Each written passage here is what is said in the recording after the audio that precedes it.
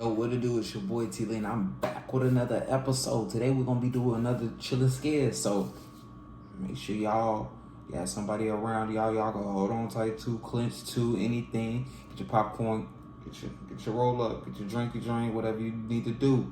We are doing another episode of Chilling Scares, 4 most disturbing Reddit confession stories, posts. You know what I'm saying? But before we get started, make sure y'all like, subscribe, turn on that post notification bell. You already know we on that road to 100K subscribers. Let's go. On May 8th, 2025, a Reddit user asked a grim yet straightforward question on r/AskReddit, stating, "What is the most messed up thing you have ever done?"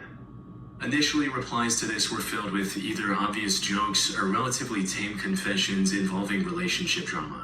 However, after about 30 minutes of the post being live, one user replied with a disturbing comment that stood out from the rest. It read, "I ran over a woman and her child in California in '96. I don't remember the specific city, but I'll never forget it was the intersection between Vanawin Street and Louis Avenue."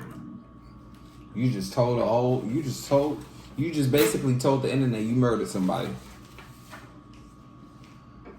And you probably trolling too. Probably one of you idiot kids think it's cool to go on ahead and troll and stuff. "I think the mom died, but I don't remember what happened to the kid.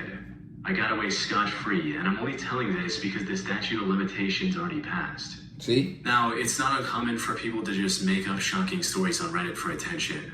And at first this didn't look any different until another user did some digging and discovered an LA Times article from July of 1996 about what seemed like the same incident mentioned in the comment. That article, along with others from the time, not only confirmed the OP's claims, but also revealed the... That don't mean it was them, though. That don't mean it was them. Like, fine details. what about they copying that story? Day. According to the reports, the victims of this incident were a 19-year-old girl named Ruby Moreno and her 1-year-old daughter. Ruby had taken her daughter to a nearby hospital on the morning of July 29 to treat a few minor cuts she got while playing. She stopped at a relative's house on Vanawin Street on her way back and was about to return home at around 10 p.m. But as she was attempting to get into her car on the driver's side, she heard a loud screeching noise from behind. She looked back and saw a car barreling towards her at 100 miles per hour. Oh, damn. According to other witnesses, this car swerved to avoid hitting a van just seconds earlier, causing it to lose control. Seeing this, Ruby panicked and started running from the speeding car with her daughter still in her arms. Unfortunately, luck wasn't on her side that day. Damn. Before she could reach the sidewalk, she tripped into the street and was struck by the car moments later. The impact sent her flying over a parked car and onto the roof of another. The baby was also tossed several feet into the air before falling on the asphalt. Miraculously, the baby didn't receive any lethal injuries and was able to survive without any lasting damage to her body. Bro, God was on her side. I'm gonna tell you that right now. She was rushed to the hospital, but succumbed to her injuries the same night. As for the driver that hit her, witnesses reported him trying to flee the scene, hitting another parked car and then a curb before successfully getting away. And from everything I could find, the perpetrator was never identified or arrested. So if this Reddit user was telling the truth, there's a real chance he was the driver behind the brutal hit and run nearly 3 decades ago. The report from 1996 also mentioned that the driver was likely intoxicated due to the way he behaved after hitting Ruby. I'm gonna edit this out, y'all. The user admitted that this was the case. "Were you drunk at the time, as the article says, or were they wrong about that?" "Inebriated, sure. More high than drunk. I was on a lot of junk back there." But the most disturbing part of his confession was just how cold and remorseless he seemed about the entire incident. "Why no sympathy? Was this on purpose?" "No, but it's been so long. It's like a whisper of a memory." "Do you think about how that child has to live without a mother now? Genuinely asking, you seem stone cold." "It's been 30 years. That child probably has children of its own. I seem stone cold because I've already been through all the stages of emotions. I've justified myself, I rotted with guilt, I've had sleepless nights. I'm an old man now and I'm waiting to die any moment. I can't change what I did. I can't even pay for my crime anymore because California doesn't send people to prison only on a confession. And regardless, my health alone would render me incompetent to stand trial. There's nothing tying me back to that day but my word." Which brings us to the big question, was the OP actually telling the truth? Unfortunately, the answer to this is a bit more complicated than it initially seems. For starters, his story does match an actual incident that happened back in 1996, right down to the exact intersection he mentioned in his confession. He could have still been trolling, added several bro. details that didn't seem made up. And even gave a reason for why he was finally willing to confess now, because the statute of limitations had long expired. That said, there also seems to be some potential inconsistencies. Some reports claim the driver was with another passenger, and that they actually fled on foot. However, the OP not only didn't mention any passenger, but also claimed that he still had the car. He even cited its damaged condition as the reason he became aware of the accident, writing, "What was your reaction to what happened? I was too hopped up on various types of drugs to notice. It was only the day after when I saw the dried blood on my bumper." This could point to the possibility that the OP wasn't behind Ruby's accident at all. He maybe stumbled upon the 1996 article online, memorized key details like the year and the street name to make it seem real, and then fabricated the rest of the story as users pressed him with more questions. All just to get some attention on the internet. But at the end of the day, we don't know. Although if he was telling the truth, several users have already alerted California authorities of his comments. In May of 2012, a Reddit user asked others to share a secret which, if came out, could ruin their lives. And while this post received over 44,000 comments in total, one chilling confession stood out above the rest. About 9 hours after the original post went up, a user replied with a haunting story of his own, reading, "I accidentally killed 7 people. I put a rag into a new water heater exhaust to keep debris out and installed it in a rental. I get a call a week later. There's been an accident. I show up and there's a ton of EMS and police. They ask me where the gas shutoff is, and I go down to shut the gas off and see the end of the rag I forgot sticking out at the top of the heater. Rip the rag out, shut the gas off, and headed upstairs, only to be told all the tenants were dead. I drink all day now and sleep. It's killing me from the inside every single day, but if I say anything, my family is ruined. We have a bunch of rental properties and we'd be shut down." This reply caught the attention of thousands of other users who wanted more details on what exactly happened. Unfortunately for them, the account that posted this was a throwaway, and the OP didn't post a single comment after that, possibly to avoid incriminating himself any further. But when users didn't get the answers they were looking for from the OP, they began looking outward. And it didn't take long for someone to track down the news article talking about the tragic accident. According to these reports, the incident took place on December 16th, 2006 in Kirksville, Missouri, where 7 victims, including 5 young adults and 2 children, passed away in their... I'm trying to figure out, why do you go to the internet and confess this? You can still get tracked down. I don't know. I just don't understand. Due to carbon monoxide poisoning. However, while this part matched what the OP said in his comment, the conclusion the investigators reached was completely different. In his report, the police chief superheading the investigation stated that the heating system was functioning properly and was not the source of any problem. Instead, one of the victims' vans was left running in the closed garage.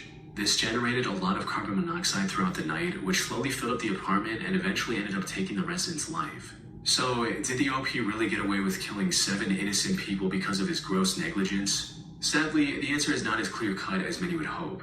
There are multiple possibilities, and any one of them could be true. For instance, if we assume that OP was telling the truth from his perspective, it's completely possible that the accident did have nothing to do with the heating system. But since the OP saw the rag stuck in the heater, he assumed it was his fault and has been blaming himself ever since. On the other hand, there's also a chance that everything unfolded exactly as the investigation concluded. OP just took this real accident and made up the story about him forgetting the rag for attention on Reddit. This would also explain why the police would let him casually walk into a potential crime scene without any supervision.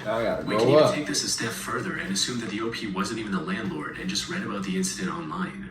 That all said, it's still completely possible this story is legit and that the rag was the cause of the deaths, or perhaps a combination of the van and the rag. The OP hasn't posted any new updates on his throwaway account in the last 13 years. So whatever the truth is, we may never know for sure.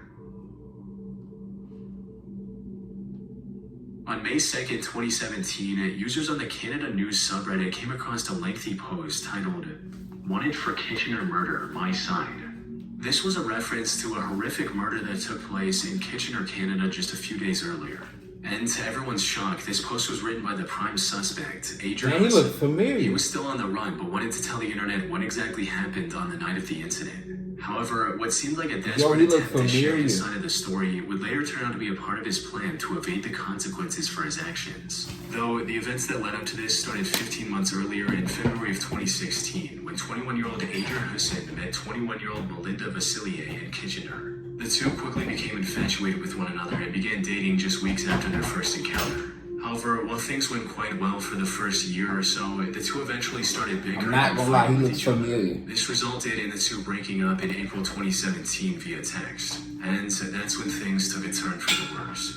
Not long after their breakup, Adrian attempted to break into Melinda's home through her patio, but was spotted by her friend Anna and her boyfriend. They also called the police on him, forcing him to leave Melinda alone. However, he kept texting her even after this incident, asking to meet her at least one last time. She eventually agreed and invited him to her home, hoping to talk things through and end the relationship on respectful terms. They decided to meet on the night of April 27th, but when the time came, Adrian didn't show up. Melinda had asked her friend and sister to stay with her at home while Adrian was visiting.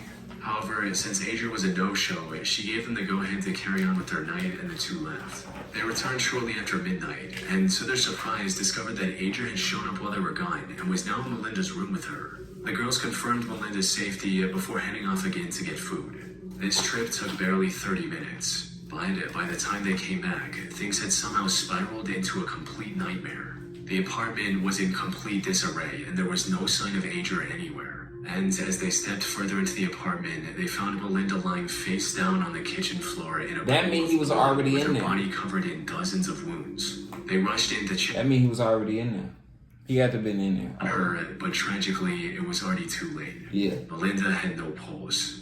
After composing themselves, Yeah, he they was already contacted in the there. police and told them everything they knew, sparking a nationwide manhunt for Adrian. However, despite days of searching, the investigators were unable to find anything about his current whereabouts. That is until a post from Adrian himself popped up on Reddit explaining everything that happened from his perspective. He opened his monologue by going over the history of his and Melinda's relationship, how they were perfect together, and that he was even planning on proposing to her before everything fell apart. But she was a nut. After She spending a bit didn't more want to time marry going you. over the timeline of the relationship, he moved on to talking about the day of the incident. And according to him, this is what happened after Melinda's friend and sister checked up on them. We continued to talk and finally decided it was worth it to try one more time. Anna and her other friend left the house to grab food. We both let everything out and our relationship was back on track. As I'm getting ready to leave, she asked me if I had done anything with any other girls while we were on a break, or any time we were on a break. I told her we needed to be honest and said yes and told her about it.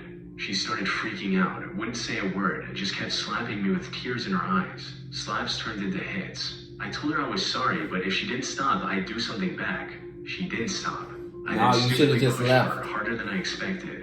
She fell against the sink. This was the first time I ever did something physically violent towards her. Cat. I told her I was sorry. She said, leave now. I began saying sorry even more and asked if I could get a hug. She was still crying. I go up to her to try and give her a hug. Almost out of nowhere, she grabs a knife by the sink.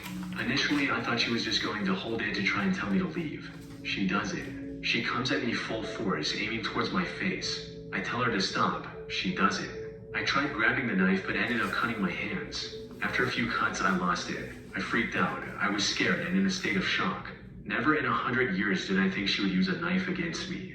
Out of shock and fear, I grabbed one. I hit her with it, almost blindly, a few times.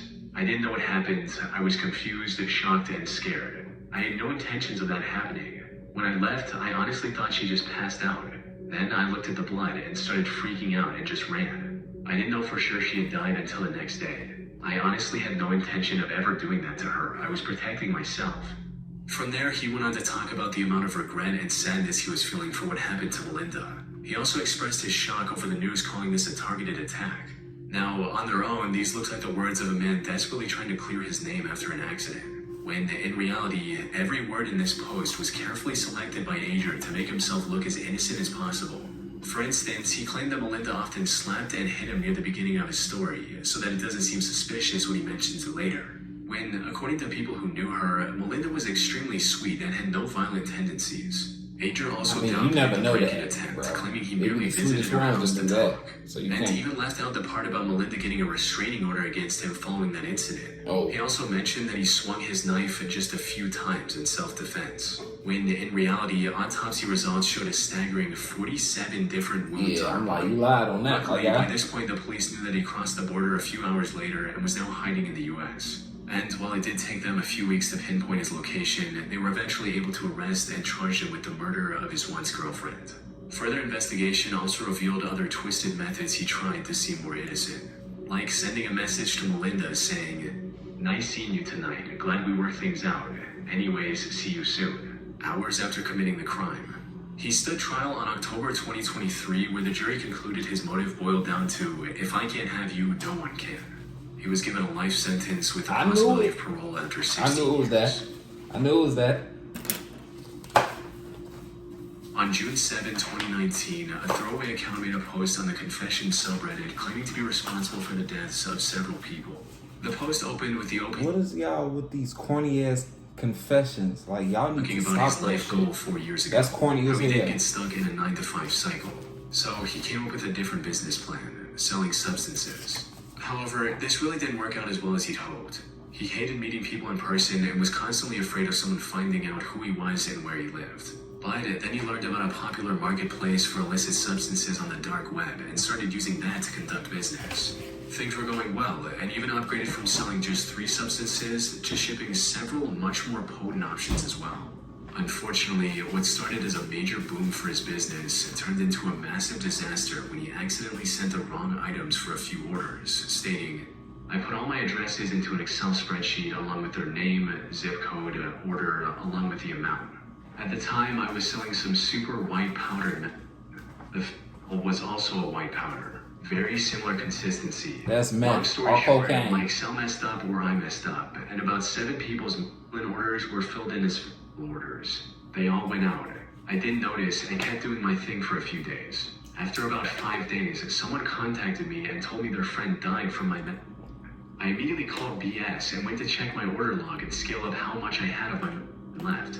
Well, I had about 11 grams more than I should have. I still don't know how it could have happened. I wasn't a user, but I definitely was high. Put simply, the OP accidentally sent a much harder substance to his customers. You going to jail, my nigga. Its name on YouTube, it is You known to going be to jail. extremely lethal in even relatively small quantities. He later searched the names of these customers online and discovered that at least 5 of them had passed away due to his mistake. The sheer gravity of his actions prompted him to immediately abandon the drug trade and rebuild his life, stating, "I immediately deactivated my vendor account. I didn't even need confirmation. I knew what happened. I knew I just killed several people. I sold the rest of my drugs, converted my Bitcoin to cash, and moved away." It ain't that easy, boy. You going to jail. You Found can't a just, job in a restaurant, living in a... you can't just roll over and be like, "Yeah, I'm sorry I killed some of your friends for my drug. Oh, I'm turning over a new leaf." No. Belt to ass. Come on. You gotta go in. You gotta do that time. I haven't had anything to do with that life since then. However, the OP ended the post by claiming that, despite getting as far away from his old life as he possibly could, the guilt of being responsible for so many lost lives still weighs heavily on him, and that the only reason he confessed everything on Reddit was to finally get it off his chest, hoping it might bring him some sense of relief. Now, whether this actually helped him feel any better or not is completely unknown. This was his first and last post from this account, and he hasn't posted any updates since. As for if he was actually telling the truth, that much is uncertain. It's near impossible for me to track down any news articles about his unfortunate customers, given that over 100,000 people every year lose their lives from that same substance. That said, many users in the comments believe the story was genuine, and some even express sympathy for the OP's situation. Though I doubt we'll get any concrete answer on this confession's legitimacy anytime soon. Hey, man, but that's the end of that. Let me know what y'all think of that, man. I feel like, yeah, he got to do that time, man. He got to do that time. It ain't that easy. Yeah, we understand you ain't do it on purpose, but you still got to do that time, you know? But let me know in the comments what y'all think about this, man. Make sure y'all like, subscribe, turn on that post notification bell. I appreciate y'all for watching. You already know we're on that road to 100K subscribers, and I'm out.